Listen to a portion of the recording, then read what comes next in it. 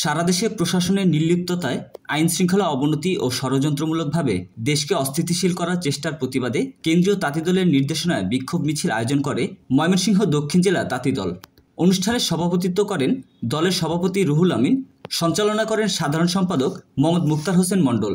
অনুষ্ঠানে আরও উপস্থিত ছিলেন কেন্দ্রীয় তাঁতি দলের সদস্য মামুন সরকার ও আনিসুর রহমান আরিফ, দক্ষিণ জেলা তাঁতি দলের সিনিয়র সহসভাপতি আব্দুর রউফ, সাংগঠনিক সম্পাদক মাহমুদুর রহমান কাঞ্চন, সহ সাধারণ সম্পাদক জিয়াউল ইসলাম মাসুদ, জেলার নেতা মোহাম্মদ সোহেল মিয়া সহ জেলার অন্যান্য নেতৃবৃন্দ।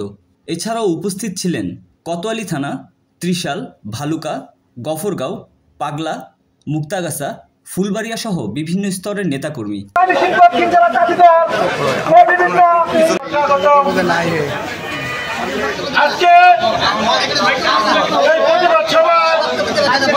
আমি বলতে চাই